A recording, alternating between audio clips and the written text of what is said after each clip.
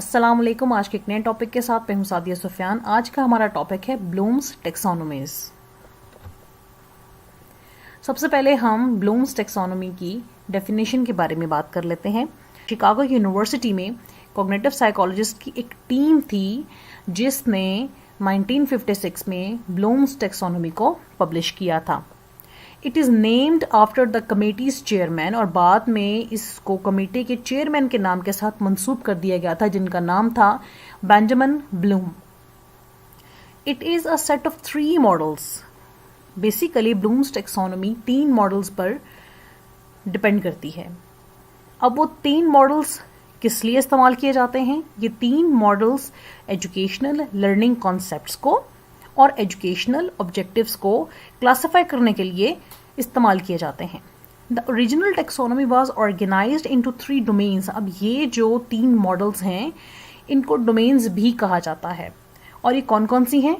Cognitive domain, affective domain और sensory या psychomotor domain. यही इसकी 3 टाइप्स भी कहलाती हैं। अब दरअसल ये 3 टेक्सोनोमीज क्या हैं, किस चीज़ पर बेस करती हैं? सबसे पहले है कॉग्निटिव डोमेन। ये नॉलेज बेस्ड टेक्सोनोमी है या इसको डोमेन भी कह सकते हैं। Affective domain emotion based taxonomy है, और psychomotor domain action based taxonomy है। The cognitive domain involves knowledge and development of intellectual skills. Bloom's के मुताबिक कॉग्निटिव डोमेन में नॉलेज और इंटेलेक्चुअल स्किल्स की डेवलपमेंट इन्वॉल्व है। इसमें मखसूस हकाइक, तरीक़ेकार के नमूने, तसव्वुरात की यादावरी या उनकी शनाख्त शामिल है जो फ़िक्री सलाहियतों और महारतों की नशोनुमा में मुअम्मन है।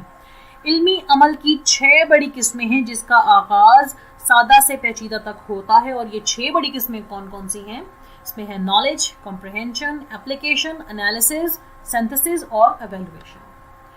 अब ये जो कॉन्सेप्ट है simple to complex, easy to difficult, ये ग्राफ बहुत हद तक ये चीज़ समझाने में मददगार साबित हो सकता है। नॉलेज को सबसे लास्ट में रखा गया है और उसके बाद स्टेप्स को हायर लेवल्स मिलते गए हैं। नॉलेज पहले है, उसके बाद कॉम्प्रहेंशन है, फिर एप्लीकेशन, एनालिसिस, सिंथेसिस और एवेल्युएशन हाई लेवल कंसिडर किया जाता है। पहले बात करते हैं नॉलेज पे। It is defined as remembering of previously learned material. इसमें जो प्रीवियसली लर्न मटीरियल है वो देखा जाता है कि स्टूडेंट किसी भी टॉपिक के बारे में, किसी भी पॉइंट के बारे में, किसी भी मौजू के बारे में पहले किस हद तक नॉलेज रखता है। अब इसमें किस तरह के क्वेश्चंस आते हैं? Arrange, define, duplicate, label, list, memorise, name, order, recognise, relate, recall, repeat, reproduce, state. अगला पॉइंट है comprehension. It is defined as the ability to grasp the meaning of material. अब इसमें जो मटीरियल उसके पास मौजूद है, अब उसने उसकी तफहीम पेश करनी है, उसको एक्सप्लेन करना है, किस हद तक वो उसको एक्सप्लेन कर सकता है।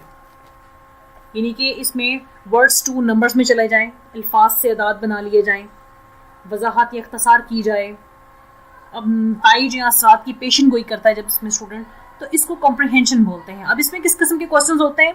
Classify, describe, discuss, explain, express, identify, indicate, locate, recognise, report, restate, review, select और ट्रांसलेट। अगला पॉइंट है एप्लीकेशन।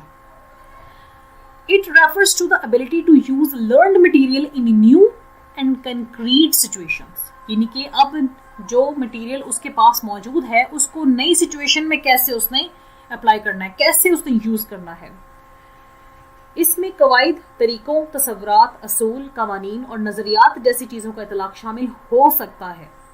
अब इसमें किस किस तरह के क्वेश्चंस होते हैं? Apply, choose, demonstrate, dramatise, employ, illustrate, interpret, operate, practise, schedule, sketch, solve, use और राइट। अगला पॉइंट है analysis. It refers to the ability to break down material into its component parts. यानी कि अब जो मटेरियल उसके पास मौजूद है उसको पार्ट्स में भी तोड़ कर देखा जाए कि अगर उसके 6 पार्ट्स हैं एक मटेरियल के, तो वो 6 पार्ट्स की वर्किंग क्या है, उसकी नॉलेज क्या है, उसका इंट्रोडक्शन क्या है, उसकी इंपॉर्टेंस क्या है, वो कैसे वर्किंग करते हैं, क्या उनका मतलब है, ओवरऑल जो एक चीज अंडरस्टूड करनी चाहिए वो एनालिसिस है, यानी कि एक एक पॉइंट के बारे में प्रॉपर नॉलेज लेना, ये एनालिसिस कहलाता है। इससे मुराद ये है कि इसमें अज्जा को तोड़ दिया जाए ताकि उसका तंजीमी ढांचा समझा जा सके। अब इसमें किस किस्म के क्वेश्चंस आते हैं? इसमें analyse, appraise, calculate, categorise, compare, contrast, criticise, differentiate, discriminate, distinguish, examine, experiment, questions और टेस्ट। अगला पॉइंट है synthesis. It refers to the ability to put parts together to form a new whole. अब analysis में क्या किया था कि अगर एक मटेरियल हमारे पास मौजूद है तो उसको पार्ट्स में हमने डिवाइड कर लिया कि हर पार्ट को हम लोगों ने देखना है। अब सिंथेसिस में क्या करना है कि उन पार्ट्स को जोड़कर एक नई चीज को जनरेट करना है। ठीक है, अब इसमें किस तरह से क्वेश्चंस आते हैं? Arrange, assemble, collect, compose, construct, create, design, develop, formulate, manage, organise, plan, prepare, propose, setup, write. Last point और highest point is evaluation. It is concerned with the ability to judge the value of material. अब यहाँ पर जो material है उसकी value को जज किया जाता है। The judgments are to be based on definite criteria. फैसले जो हैं वो कतई मयार पर मबनी होंगे। अब ये मयार दाखिली भी हो सकते हैं, बैरूनी भी हो सकते हैं। दाखिली यानी कि ऑर्गेनाइजेशनल होते हैं जो, और बैरूनी कौन से? मकसद से मुताबिकत रखते हैं जो। ठीक है, और तालिब इल्म भी मयार का तयन कर सकता है या उन्हें दिया भी जा सकता है। इसमें किस किस्म के क्वेश्चंस होते हैं? Appraise, argue, assess, attach, choose, compare, defend, estimate, जज, predict, rate, score, select, support, value, evaluate. ये डोमेन सीखने के उन मकासद की वजाहत करता है जो एम्फेसाइज करता है, जोर देता है किसी भी चीज़ की कबूलियत या मुस्तरद होने पर। ये डोमेन ब्लूम्स के टेक्सोनोमी में से एक डोमेन है। इसमें एहसास, रवैये और जज्बात शामिल हैं। अच्छा, अब इसमें वो तरीके हैं जिसमें लोग जज्बाती तौर पर बैरूनी और अंदरूनी रुझान से निपटते हैं, जैसे कदर, जोश, जज्बे, मुहरकत वगैरह। इस डोमेन में स्किल्स लोगों के जज्बाती रद्द-ए-अमल के तरीके और दूसरी जिंदा चीज़ों के दर्द या खुशी यानी कि जॉय और पेन को महसूस करने की सलाहियत को बयान करता है। अच्छा जी, अब ये एक चार्ट है आप लोगों के सामने। ये काफ़ी हद तक मदद करता है इस चीज़ को समझने में, या आप कह लें इफेक्टिव डोमेन को समझने में काफ़ी मदद करता है। इसमें जो सबसे लोएस्ट पॉइंट है वो रिसीविंग है और सबसे हाईएस्ट पॉइंट है कैरेक्टराइजेशन। सबसे पहला पॉइंट है रिसीविंग। ये लोएस्ट लेवल है, इस लेवल के बगैर लर्निंग वाकई नहीं हो सकती। रिसीविंग तालिब इल्म की यादाश्त और शनाख्त के बारे में भी है। रिसीविंग दरअसल आइडियाज़ के वजूद से आगाह या एहसास होना होता है और इनको बर्दाश्त करने पर भी राज़ी रहता है। फॉर एग्ज़ाम्पल, अगर स्टूडेंट को ये बात सिखाई जा रही है कि झूठ बोलना बुरी बात है, तो ये यहाँ पर स्टूडेंट इस चीज़ को रिसीव कर रहा है। नेक्स्ट पॉइंट है रिस्पॉन्डिंग। स्टूडेंट सीखने के अमल में एक्टिवली पार्टिसिपेट करता है, ना सिर्फ एक मुहर्रिक यानी कि स्टिमुलस में शरीक होता है। तालिब इल्म भी किसी तरह से अपना रिएक्शन जाहिर करता है। इसमें शामिल आइडियाज़, मटीरियल्स और फिनोमेनास के बारे में एक्टिवली रिस्पॉन्स किया जाता है और यहाँ पर मेजरमेंट छोटे पैमाने पर होती है, यानी कि अब स्टूडेंट यहाँ पर रिस्पॉन्स करेगा कि क्या वाकई झूठ बोलना बुरी बात है। अगला पॉइंट है वैल्यूइंग। इसमें स्टूडेंट किसी भी ऑब्जेक्ट, मटेरियल, फिनोमेना या इंफॉर्मेशन को वैल्यू देता है। अब स्टूडेंट अपनी नॉलेज से एक या एक से ज़्यादा वैल्यूज़ को एसोसिएट करता है। वैल्यू करना दूसरों के ज़रिए कुछ आइडियाज़, मटेरियल्स और फिनोमेना की वैल्यू की हैसियत समझा जाता है। यानी कि अब यहाँ पर स्टूडेंट देखेगा कि उसके नज़दीक झूठ बोलने की क्या वैल्यू है, सच बोलने की क्या वैल्यू है, उसके इर्द गिर्द इन्वायरमेंट में, एटमॉस्फेयर में झूठ की क्या वैल्यू है। क्या वाकई झूठ बोलने से बुराई आती है? क्या वाकई झूठ बोलना बुरी बात है? अब वो उस चीज़ की वैल्यूज़ की तरफ जाएगा। उसके नज़दीक इसकी क्या वैल्यू है? वैल्यूइंग कहलाती है। अगला पॉइंट है ऑर्गेनाइजेशन यानी ऑर्गेनाइजिंग। स्टूडेंट मुख्तलिफ इक़दार, मालूमात और नज़रियात को एक साथ रख सकता है और उसे एडजस्ट कर सकता है। तालिब इल्म ने जो कुछ सीखा है उसका मवाजना कर सकता है, उससे मुतल्लिक तफसील भी बयान कर सकता है। असल में ऑर्गेनाइजेशन को पहले से रखे हुए अफराद से वाबस्ता करता है। और इसे एक हम आहंगी और अंदरूनी तौर पर मुस्तकिल फ़लसफ़े में लाना है।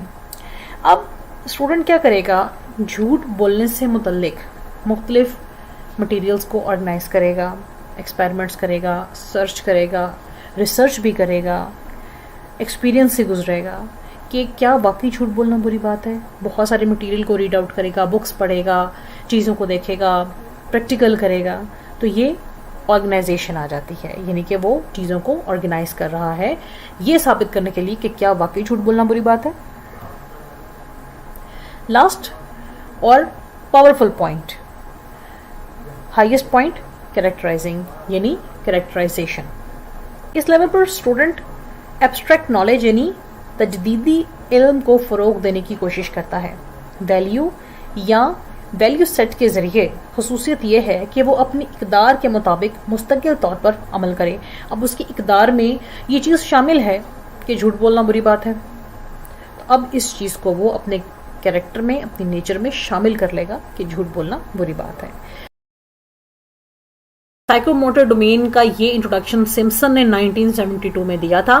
साइकोमोटर डोमेन में फिजिकल मूवमेंट, कोऑर्डिनेशन और मोटर स्किल्स का इस्तेमाल शामिल है। साइकोमोटर डोमेन में इन स्किल्स को प्रैक्टिस के जरिए से डेवलप किया जाता है और इनकी मेजरमेंट के लिए मुख्तलिफ प्रोसीजर्स और टेक्निक्स का इस्तेमाल किया जाता है। साइकोमोटर डोमेन में बेसिकली मैनुअल टास्क शामिल हैं। फॉर एग्जाम्पल, जैसे कि किसी गड्ढे की खुदाई करनी, कार वॉश करनी या किसी भी कॉम्प्लेक्स पीस ऑफ मशीनरी को ऑपरेट करना। 7 मेजर कैटेगरीज हैं इसकी: perception, set, guided response, mechanism, complex overt response, adaptation और ओरिजिनेशन, और ये सिंपल टू कॉम्प्लेक्स जाता है। सबसे पहला पॉइंट है परसेप्शन यानी कि अवेयरनेस। इस स्टेज पर या इस पॉइंट पर स्टूडेंट को इस काबिल बनाया जाता है कि वो अवेयरनेस हासिल करे जो स्किल उसको सिखानी है। फॉर एग्जांपल, अगर स्टूडेंट को साइकिल चलाना सिखाना मकसूद है तो सबसे पहले उसको साइकिल से रिलेटेड इन्फॉर्मेशन दी जाएगी, अवेयरनेस दी जाएगी कि साइकिल के ये पार्ट्स हैं, इनका ये नाम है, ये स्टूडेंट की अवेयरनेस है। सेकेंड पॉइंट है सेट। इसमें क्या है, रेडीनेस टू एक्ट, ये माइंड सेट करता है, यानी कि स्टूडेंट अब इसमें खुद का माइंड सेट कर चुका है कि उसने अब ये स्किल सीखनी है।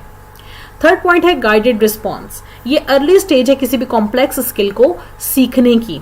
इस पॉइंट में सबसे अहम चीज़ ये है कि ये ट्रायल और एरर पर बेस करता है। अब स्टूडेंट जो कि मेंटली खुद को प्रिपेयर कर चुका है कि उसने साइकिल सीखनी है लेकिन उसको साइकिल चलानी नहीं आती, अब वो बार बार ट्रायल और एरर के प्रोसीजर से गुजरेगा। वो बार बार साइकिल पे बैठेगा गिरेगा, बैठेगा गिरेगा, क्योंकि उसने उसका कंट्रोल संभालना है और पैडल चलाने सीखने हैं, यहाँ तक कि वो इस काबिल हो जाए कि वो उसको फ्रीली चला सके।